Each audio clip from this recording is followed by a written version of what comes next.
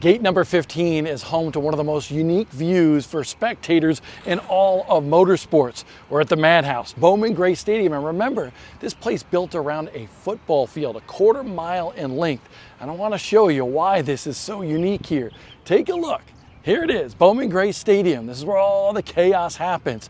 And if you sit here walking through gate number 15 to go to the grandstands, it's easy for a fan. You don't have to turn your head left or right, straight ahead the entire time, and you can see the entire racetrack and all the antics that happen here at Bowman Gray Stadium. This is a special place. It's a bucket list track for anybody that loves not just short track racing, any sort of motorsports in the world. You need to experience this place, and the 17,000 people that showed up for the season opener 1 week ago. You know, close and personal with all the people that are next to you because you're tight into this grandstand. So we hope to see people out here.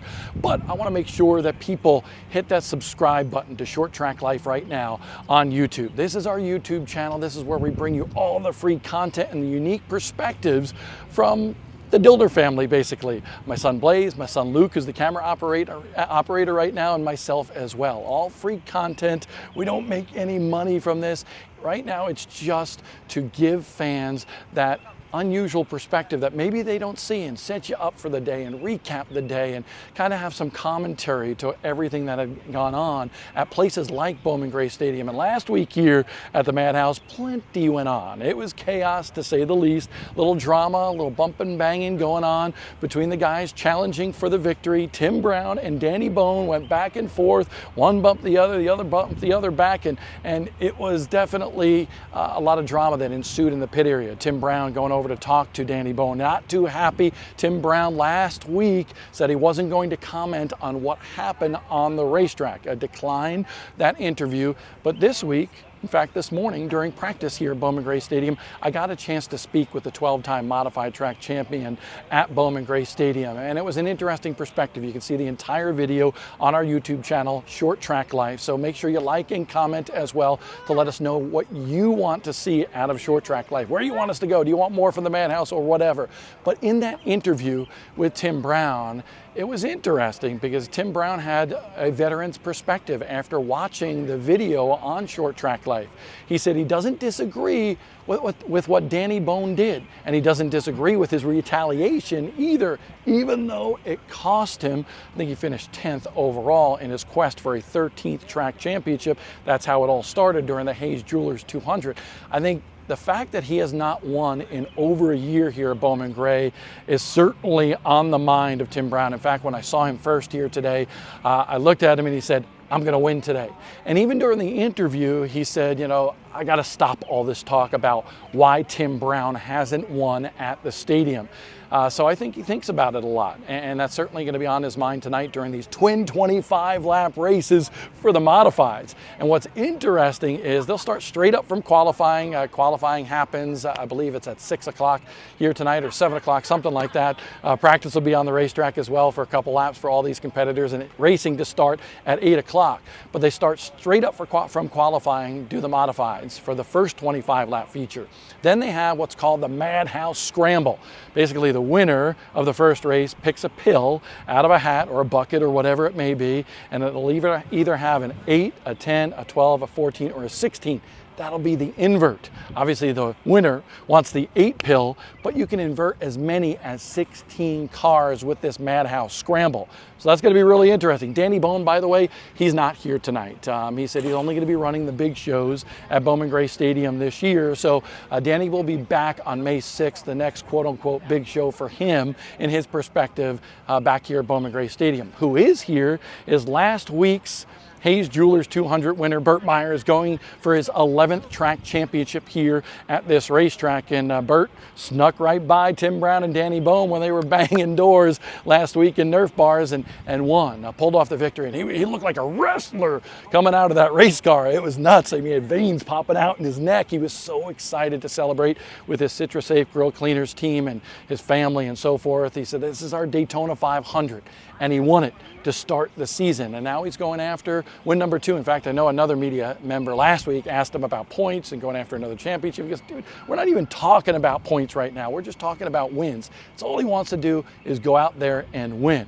And he's done so 89 times in his career here at Bowman Gray Stadium. Now, on the other side of the spectrum, we talked about that practice. Tim Brown partook in it this morning. So did Burt Myers' brother, Jason Myers. He was here, looked pretty good in practice this morning at Bowman Gray Stadium. He's a 38-time modified winner at Bowman Gray Stadium. And last week, trouble for Jason Myers. Didn't get the finish that he wanted to, but he's back. He can win at any time, especially in these twin 25 lappers, because think about that. With that Madhouse scramble, it allows some people, maybe some underdogs, and Jason Myers is not an underdog, but it allows some underdogs to possibly go after a big win at Bowman Gray Stadium, because if you have a 16-car invert, even a 14 or a 12, think about it. You might have finished 12th in that first race, and you're on the pole for the second race. So it's a really cool thing that Bowman Gray Stadium does here to allow for, different names to be up front and some intense competition around this quarter-mile oval. Now, I do want to go back to last week as well and talk about a couple of other guys. Randy Butner in that 5 machine had a good run going last week. Heartbreak Hotel for him, didn't get the finish he deserved, had something go awry on that race car, but he's back, was practicing this morning, had some trouble in the carburetor. They were adjusting it because to play with the floats a little bit, because that carburetor not good coming up off the corners, but they believe they got it fixed. Another driver in the KevinSaysYes.com Q104 machine for the guy that finished second in points here last year, Brandon Ward, and he's got a good run in the Smart Modified Tour powered by Pace-O-Matic this year already to start the season. But Brandon Ward was like a yo-yo last week. It was incredible. In the back, he qualified 13th, came up, had to go to the pits, came up, fell back again, and then wound up, I believe, with a good top 5 run. So, he kind of salvaged his initial start to the season in challenging for another championship here at Bowman Gray Stadium. So he survived, if you will, that 200-lap race, which, by the way, took 1 hour and 41 minutes. Just incredible the time that it took, but that's because of all the battles, all the cautions and so forth. And Luke is on camera for us right now. How many cautions last week? Was it like 13? Just an incredible amount of cautions here as well. So twin 25s for the modifieds. I think we're going to see a field just over 20, but that's okay on a quarter mile. That's quite all right. We're going to see some intense competition. Twin 20s for the Sportsman cars as well. We got the stadium stocks and a whole bunch more, including chain racing here. And correct me if I'm wrong, Luke, but you looked at the stats. It's 12 overall teams, 24 cars. Am I right? Yep, he's nodding his head. So after all the racing here, which starts at 8 o'clock, they'll have the chain races as well, and that'll be around here. Last year, I was told it was drama-filled. Not only some fisticuffs, but a big old body slam in the infield. So you never know what's going to happen here. And remember, come on out, because these grandstands are cool. You can sit way up top here, or even if you look towards turn number 2, you can sit really close to the racetrack here and really get a unique perspective of how all these cars kind of come off the turn and how close they get to the Armco barrier here. Cool to see the field house in the back, the big tower, and just think about this place. They play football here with the college that's in town, and that's why they have to end the season early to allow the football team to come in and play their games. But this is unlike any other racetrack, and as we mentioned, 17,000 people, any other people in attendance last week. Any other racetrack in America is jealous when they hear 10,000, 17,000.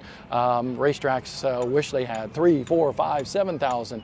But this is a unique place, a bucket list. Hopefully we can see you out here tonight. If you're not, maybe you should make a plan to come down here to the Tar Heel state of North Carolina and check out the racing here at Bowman Gray Stadium, because you will not be disappointed one iota. This will be fun here tonight. Make sure you subscribe to Short Track Life. Make sure you hit that like button as well as comment, and we'll have all sorts of coverage here. And as I mentioned, we're doing this for fun right now because we love short track racing, and we hope you do too. We'll have all sorts of coverage coming up later on tonight on all of our social media channels, Twitter, Instagram, and Facebook, plus plenty of videos throughout the week. Last week we posted like 5 to 7 videos. You gotta love it with all the drama that happens here, and we'll continue doing that as much as possible here this week, as long as you hit that like button and subscribe and spread the word to your family, your friends, your enemies. It doesn't make a difference, because we all live the short track life.